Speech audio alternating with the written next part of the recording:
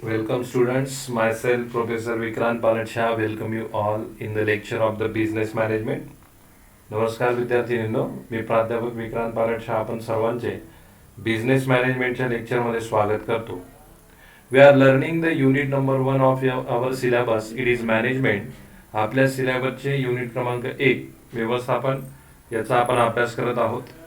Just have a quick recap what we have learn in the previous lectures. थोडक्यात आढावा घेऊयात की मागच्या लेक्चरमध्ये नेमके कुठले मुद्दे आपण अभ्यासले. So we started from the point number 1 and it was management, its meaning and definition. सर्वप्रथम आपण व्यवस्थापन, त्याची अर्थ व व्याख्या याचा संपूर्ण अभ्यास केला. Then the next point that we studied it is objective of management. त्यानंतर पुढचा जो मुद्दा होता तो व्यवस्थापनाची उद्दिष्ट आपण पूर्ण केलेली आहेत. In that we have studied 3 objectives of the management. Organizational objective म्हणजे संघटनात्मक उद्दिष्टे, then social objective म्हणजे सामाजिक उद्दिष्टे, and then personal objective म्हणजे वैयक्तिक उद्दिष्टे. Thereafter we studied about the need for management study. त्यानंतर व्यवस्थापकीय अभ्यासाची गरज का आहे, आवश्यकता का आहे ते आपण बघितले. We have studied some points and accordingly we have discussed why the need for management study is there. काही मुद्दे आपण त्यात बघितले आणि त्या अनुषंगाने आपण बघितलं की का व्यवस्थापकीय अभ्यासाची आवश्यकता आहे. Then we studied about the process and levels of management. त्यानंतर व्यवस्थापन प्रक्रिया, व्यवस्थापन स्तर आपण बघितले. In that we have studied about the top level management. उच्च व्यवस्थापन म्हणजे काय आणि उच्च व्यवस्थापनाची भूमिका व्यवसायात काय असते त्याचा संपूर्ण अभ्यास आपण त्या ठिकाणी केला. Then we have studied about the middle management. मध्य व्यवस्थापन म्हणजे काय, कशा प्रकारे मध्य व्यवस्थापन आपली जबाबदारी त्या ठिकाणी पूर्ण करत असते याचा संपूर्ण अभ्यास आपण केला. Then we studied about the lower or supervisory management. कनिष्ठ किंवा पर्यवेक्षीय व्यवस्थापन कशा प्रकारे त्या ठिकाणी कामकाज करत असतं हे सुद्धा आपण पूर्णतः बघितलं. Then we have studied the functions of management. व्यवस्थापनाची कार्य, त्यामध्ये मॅनेजमेंट इन प्रिपेरेशन, पूर्वतयारीची कार्य, फोरकास्टिंग पूर्वानुमान, प्लॅनिंग नियोजन, डिसिजन मेकिंग निर्णय घेणे, ऑर्गनायझिंग संघटन, स्टाफिंग कर्मचारी नियुक्ती आपण बघितलं. Then second function management in execution, कार्यकारी स्वरूपाची अंमलबजावणीची कार्य. यामध्ये आपण डायरेक्शन म्हणजे निर्देशन किंवा संचालन, सुपरविजन निरीक्षण, मोटिवेशन अभिप्रेरणा, लीडरशिप नेतृत्व, कम्युनिकेशन संदेशवहन and coordination समन्वय याच्याविषयी आपण अभ्यास केला. Then we have discussed about the contribution of F.W. Taylor in management thoughts. Doctor F.W. Taylor यांचे व्यवस्थापन विचारांच्या विकासातील योगदान आपण बघितले. We discuss about the scientific management in that. शास्त्रीय व्यवस्थापन म्हणजे काय आपण बघितलं. And F.W. Taylor is called as the father of scientific management. F.W. Taylor यांना शास्त्रीय व्यवस्थापनाचे जनक म्हटलं जातं हे आपण त्यात बघितलं. We have studied the elements of the scientific management in that. शास्त्रीय व्यवस्थापनाचे घटक आपण बघितले. वर्क स्टडी म्हणजे कार्याभ्यास करणे, मोशन स्टडी गती अभ्यास करणे, फॅटिक स्टडी श्रम थकवा अभ्यास, अँड मेथड स्टडी पद्धती अभ्यास याचा अभ्यास आपण या ठिकाणी केला. So up to here we have completed in the previous lecture. इथपर्यंतचे मुद्दे आपण मागील लेक्चर मध्ये बघितले होते. Now today we are going to study the last point related to this and it is contribution of Henry Fayol in management thoughts. Henry Fayol यांचे व्यवस्थापन विचारांच्या विकासातील योगदान. Fayol has been considered as the real father of modern management. Henry Fayol यांना आधुनिक व्यवस्थापनाचे जनक म्हणून संबोधले जाते. In the previous point we have discuss that F.W. Taylor is called as the father of scientific management. F.W. Taylor यांना शास्त्रीय व्यवस्थापनाचे जनक असे म्हटले जाते. Here, Henry Fayol is called as the father of modern management. आणि Henry Fayol यांना या ठिकाणी इथे आधुनिक व्यवस्थापनाचे जनक असे संबोधले जाते. He has having experience of higher level of management. त्यांना हायर लेवल ऑफ मॅनेजमेंट म्हणजे उच्च व्यवस्थापनामध्ये कामकाजाचा अनुभव होता. In 1960 he has written book on general and industrial management. In that he described 14 principles of management as a general guide to the management process and management practice. 1916 साली त्यांनी general and industrial management नावाचं पुस्तक त्यांनी प्रकाशित केलं. त्यामध्ये त्यांनी व्यवस्थापनाच्या 14 तत्वांचा त्या ठिकाणी प्रामुख्याने उल्लेख केला होता. या 14 तत्वांना मॅनेजमेंट प्रोसेस आणि मॅनेजमेंट प्रॅक्टिसचं गाईड म्हणून ओळखलं जातं.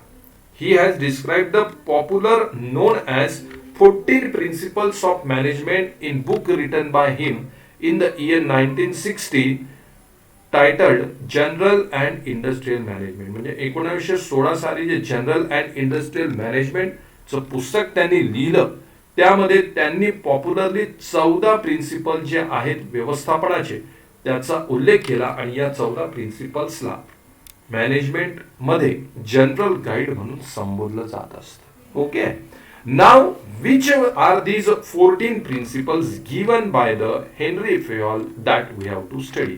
आता हे 14 प्रिन्सिपल्स हेनरी फेयॉल यांनी दिलेले आहेत, उल्लेख केलेले आहेत, ते आपण सविस्तररित्या कुठले वन बाय वन एक एक करून बघूयात. So Henry Fayol's 14 principles of management. Henry Fayol यांची व्यवस्थापनाची 14 तत्वे कुठली ते आपण बघूयात. In that number 1, division of work. In that he mentioned work should be divided among individuals and groups to ensure that effort and attention are focused on special portions of the task. Fair presented work specialization as the best way to use the human resources of the organization. Henry Fayol यांनी division of या work या principle मध्ये काय म्हटलं तर कामाची विभागणी केली गेली पाहिजे. म्हणजे प्रत्येकाला काम हे वाटून दिलं पाहिजे. सर्व काम हे एका व्यक्तीला देतं कामा नाही, तर त्या व्यक्तीचं कौशल्य, त्या व्यक्तीचं स्पेशलायझेशन ज्या प्रकारचं असेल त्या प्रकारचं कामाची विभागणी त्या व्यक्तीला दिली पाहिजे. म्हणजे जे काम व्यक्तीकडनं केलं जाणार आहे ते सर्वोत्कृष्टपणे केलं जाऊ शकेल. That is called as the division of work. याला डिव्हिजन ऑफ वर्क असं संबोधलं गेलं and it is the first principle. हे पहिलं तत्व. The next one authority. Authority म्हणजे काय? अधिकार. The concept of authority and responsibility are closely related. Authority and responsibility. Authority म्हणजे अधिकार आणि रिस्पॉन्सिबिलिटी मध्ये म्हणजे जबाबदारी, ह्या एकमेकांशी संबंधित कन्सेप्ट आहे. Authority was defined by Fayol as the right to give orders and the power to exact obedience. आता ऑथॉरिटी, फेयॉल यांनी ऑथॉरिटी म्हणजे काय संबोधलं? ऑथॉरिटी म्हणजे एखाद्याला पॉवर देणे, अशी पॉवर देणे की ज्याद्वारे ती व्यक्ती ऑर्डर्स देऊ शकते आणि ऑर्डर्स देऊन दुसऱ्या व्यक्तीकडनं ती व्यक्ती काम करून घेऊ शकते. म्हणजे आदेश. ऑथॉरिटी म्हणजे अशी पॉवर की ज्याद्वारे एखाद्या व्यक्तीला आदेश देता येईल आणि त्या आदेशाच्या अनुषंगाने दुसऱ्या व्यक्तीकडनं काम करून घेता येईल. So whenever management or business they want to perform the functions from the persons at that time, they have to give the authority, and with the use of the authority the person can able to do the works from other. म्हणजे authority म्हणजे power की ज्याद्वारे आदेश देता येतात आणि या आदेशाच्या अनुषंगाने व्यक्तीकडनं काम हे करून घेणं शक्य होत असतं. तर अशा प्रकारचं हे दुसरं प्रिन्सिपल आहे. The next one discipline. Discipline म्हणजे काय? शिस्त. A successful organization requires the common effort of workers. Penalties should be applied judiciously to increase this common effort. Discipline.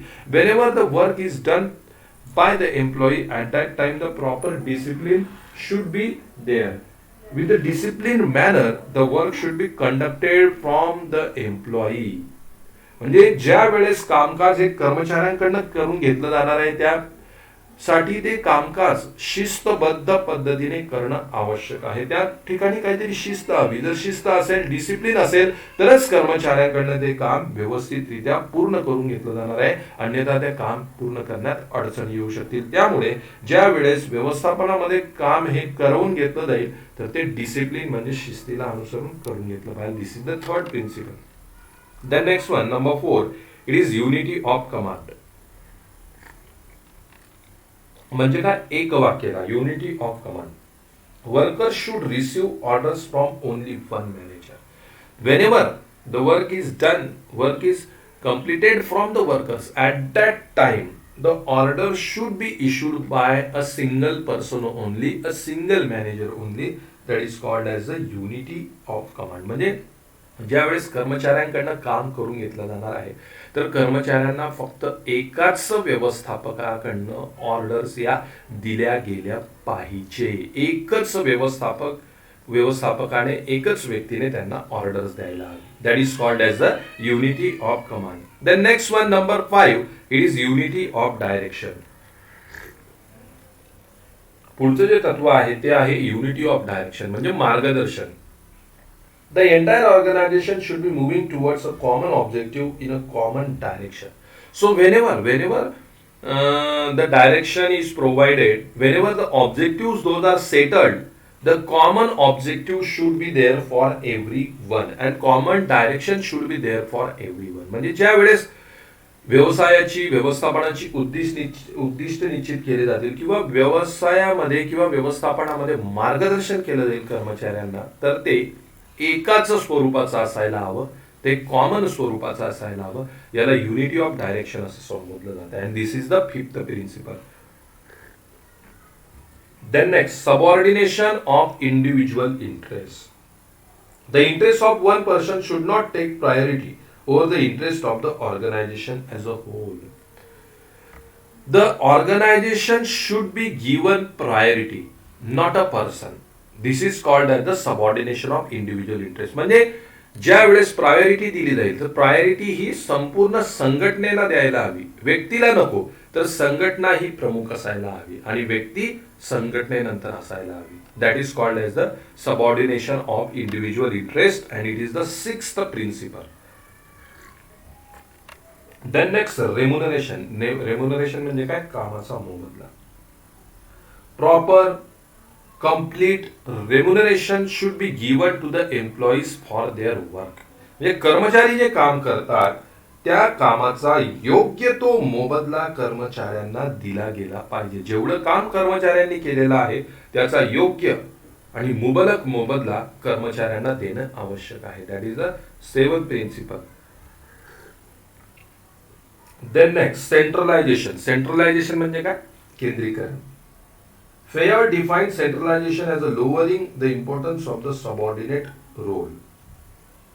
Decentralization is increasing the importance.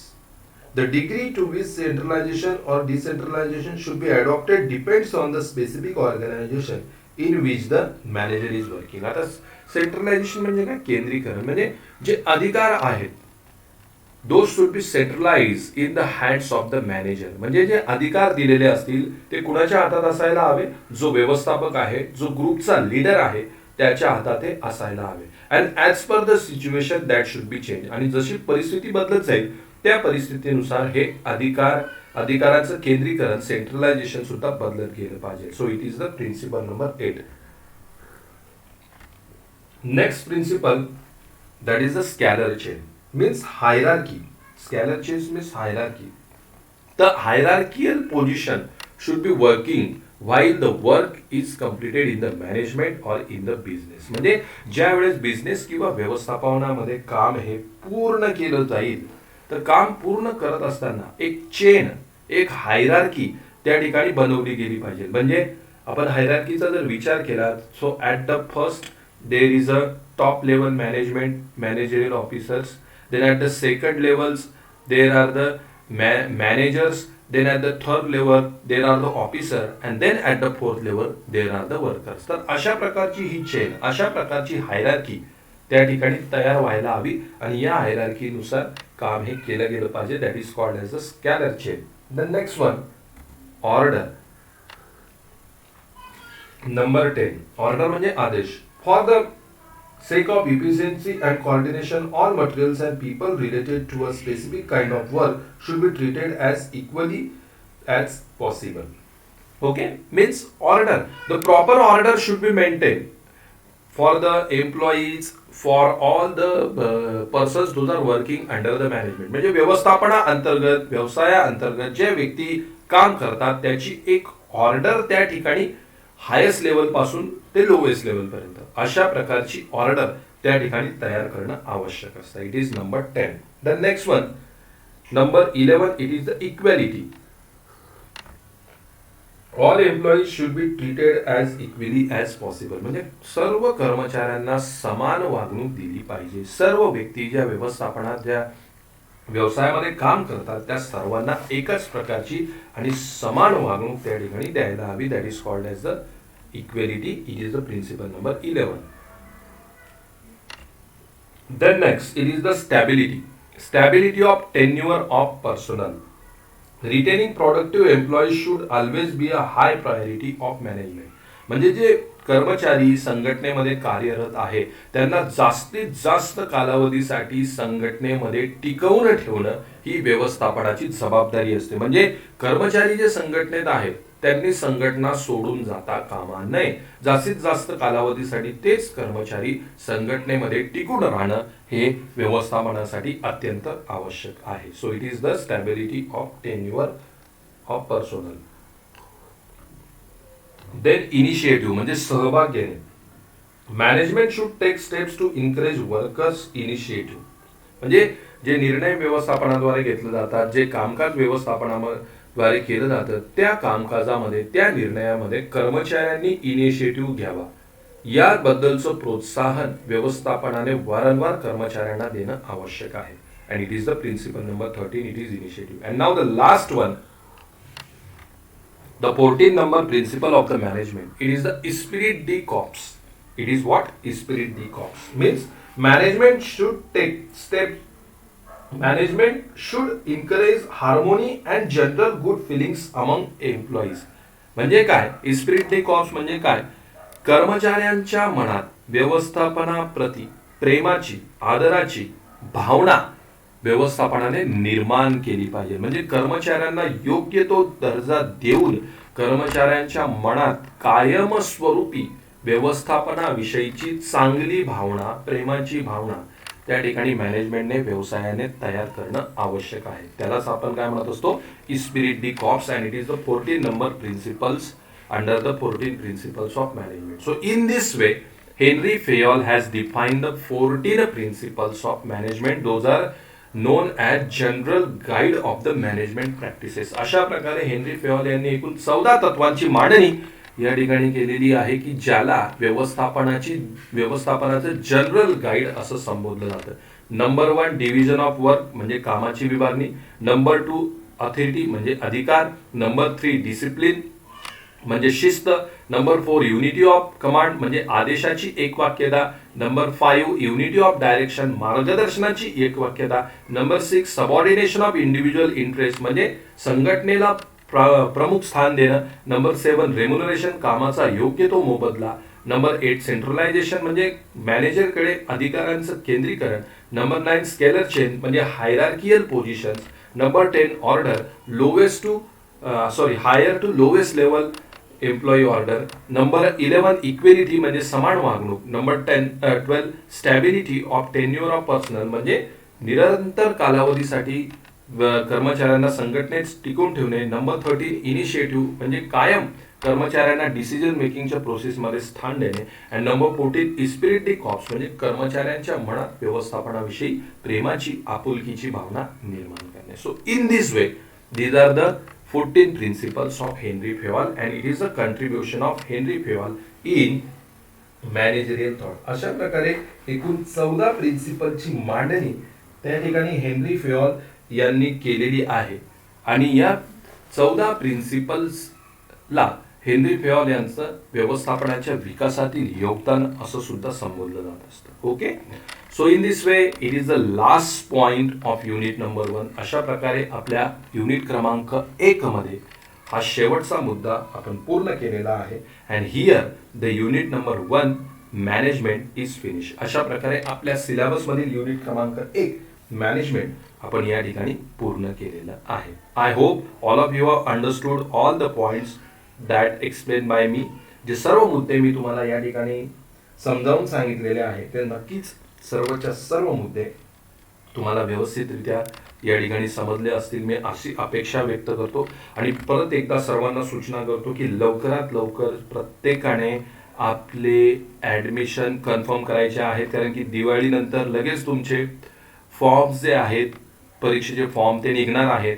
आणि ज्या विद्यार्थिनींनी admission घेतलेले असतील अशाच विद्यार्थिनींचे form कॉलेजकडनं approve केले जातील. ज्यांनी ॲडमिशन घेतलेली नाही त्यांचे फॉर्म अप्रूव्ह केले जाणार नाही याची नोंद प्रत्येकाने घ्यायची आहे. आणि लवकरात लवकर ॲडमिशन आपली घ्यायची आहे. Thank you all of you.